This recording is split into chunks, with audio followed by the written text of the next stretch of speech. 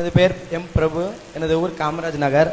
என்னோட கேள்வி என்னென்னா, இஸ்லாமில் ஏகப்பட்ட ரத்த தான முகாம்லாம் செய்கிறாங்க, அதை பற்றி விழிப்புணர்வுலாம் கொடுக்குறாங்க. அதை நான் வரவேற்கிறேன். இதை பற்றி உடல் தானத்தை பற்றி எந்த ஒரு விழிப்புணர்வு கொடுக்கல. அதை இஸ்லாமியர் முன் வரதில்லை. இதில் மார்க்க தடை எதுவும் இருக்கா? அவ்வளோதான். அவர் என்ன கேட்குறாருன்னா, முஸ்லீம்கள் ரத்த தானம் செய்கிறீங்க, அது பரவலாக செஞ்சிட்டு இருக்கிறீங்க. உடல் தானம், உடலையே தானம் செய்வது இஸ்லாத்தில் உண்டா, அப்படி செய்கிறீங்களான்னு கேட்குறாங்க.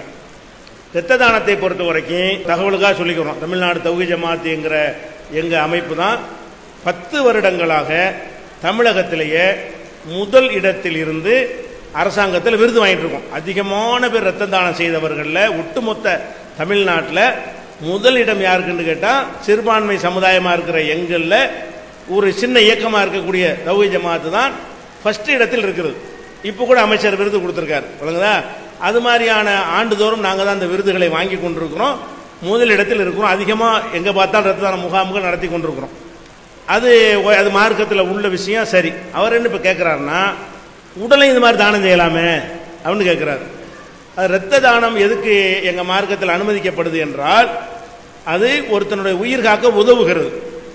இந்த ரத்தத்தை நம்ம கொடுத்தோம்னு சொன்னால், இந்த ரத்தம் அழிஞ்சு போயிடும், அவன்கிட்ட இருக்க போகிறதில்ல. ஆனால் கொஞ்சம் மணி நேரங்களுக்கு அவனுக்கு ரத்தம் ஓடி போயிருதில்ல, அப்போ அந்த ஆப்ரேஷன் நேரத்தில், பிரசவ நேரத்தில் இன்னொரு மனித ரத்தத்தை ஏற்றணும்னு சொன்னால், அந்த அவங்கள லாஸான இழந்த ரத்தத்துக்கு ஈடாக இருந்து உடலை கரெக்ட் பண்ணும் அப்படிங்கிறதுக்காக வேண்டி ரத்த தானம் செய்கிறோம்.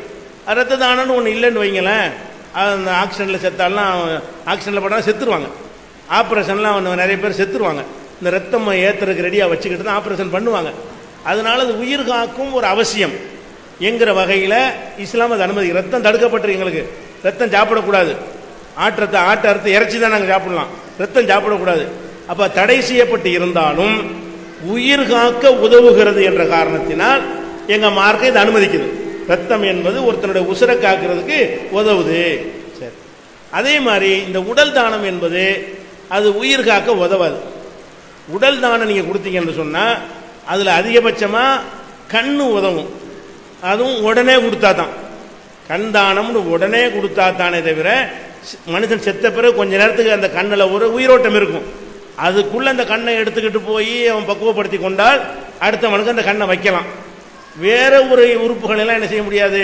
ஒரு ஹார்ட் துடிப்பு இருக்கும் போதே கொடுத்தா என்ன செய்யலாம், மூளைச்சாவு அடைந்த பிறகு, மூளைச்சாவு அடைஞ்சிருவான், ஹார்ட் வேலை செய்யும், அது வேண்டாம் கொடுக்க முடியும். இந்த உடல் தானம் என்பது எதுக்கு யூஸ் ஆகும் என்றால், என்னுடைய உடலை நான் கொடுத்தேன்னு வைங்க, என் விரலை வெட்டி அடுத்தாளுக்கு வைக்க முடியாது, என் கையை வெட்டி கை போனவனுக்கு ஜாயிண்ட் பண்ண முடியாது, என் மூளை எடுத்து அடுத்தவங்க மூளையில் கொண்டு வச்சிட முடியாது. செத்து போனால கொடுக்கறதுனால என்னுடைய உறுப்புகள் எதுவும் யாரையும் காப்பாற்றுவதற்கு உதவாது.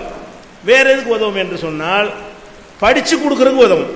மருத்துவ கல்லூரிகளில் படித்து கொடுப்பது, ஆப்ரேஷன் இப்படி அறுக்கணும், இதுதான் ஈரல், இதுதான் கல்லீரல், இதுதான் குடல், இதுதான் பித்தப்பைன்னு சொல்லுவாங்கல்ல, அதுக்கு அந்த பாடியை வச்சு மருத்துவ கல்லூரிகளில் ஒரு கல்வி கற்பதற்கு மட்டும்தான் அது உதவுமே தவிர, அதுக்கு அனைவரும் கொடுக்க வேண்டிய அவசியம் கிடையாது.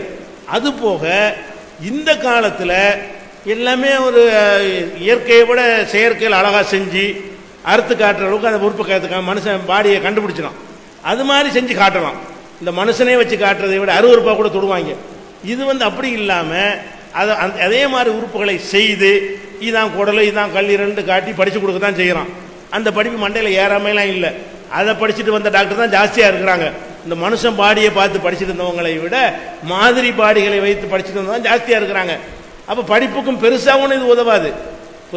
திராவகத்தில் போட்டு வச்சு அந்த காலத்து மனுஷன் இப்படி இருந்தான்னு ஒரு காட்சிக்கு காட்ட உதவுமே தவிர, பெருசாக அதில் உடல் தானத்தில் பெரிய ஒரு சமூகத்துக்கு நன்மை ஒன்றும் கிடையாது. நன்மை அவசியம் என்று இருந்தால் எங்கள் மார்க்கத்தில் தடை செய்யப்பட்டது கூட அனுமதிக்கப்பட்டுரும். இதில் ஒரு நன்மையும் கிடையாது. அப்படிங்கிறதுனால கொடுக்குறவங்க கொடுத்துட்டு போகிறாங்க, நம்ம யாரும் கொடுக்க அவசியம் இல்லை, நீங்கள் அடக்கம் பண்ணுங்க, ஒவ்வொரு மனிதனும் செய்ய வேண்டிய இறுதி சடங்குகளை செய்யுங்கன்னு நாங்கள் சொல்லிட்டு இருக்கிறோம். அது தேவைதான். அதனால தான் பெரிய நாட்டுக்கு நன்மை இருக்குது என்று சொன்னால், எங்கள் மார்க்கம் என்ன சொல்லும் என்றால், நிர்பந்தம் ஏற்பட்டால் தடை செய்யப்பட்டதும் அனுமதிக்கப்படும். இதில் ஒரு நிர்பந்தமும் கிடையாது. எதில் உடல் தானம் செய்ய என்ன அவசியம்? ஒருத்தருமே உடல் தானம் செய்யாவிட்டால் இப்போ என்ன ஏற்படும்? ஒருத்தரும் ரத்த தானம் செய்யாவிட்டால் என்ன ஏற்படும்? நிறைய பேர் செத்து போயிடுவாங்க. ஒருத்தருமே உடல் தானம் செய்யாட்ட என்ன ஏற்படும்? ஒன்றும் ஏற்படாது.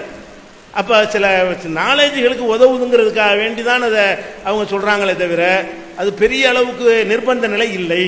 நிர்பந்த நிலை இல்லாதனால நீங்கள் ஒருத்தர் உடல் தானம் செய்யுங்க நாங்கள் சொல்கிறது இல்லை, எங்கள் மார்க்கும் சொல்லாது, அதனால் ஊக்குவிக்கவும் மாட்டோம் தான்.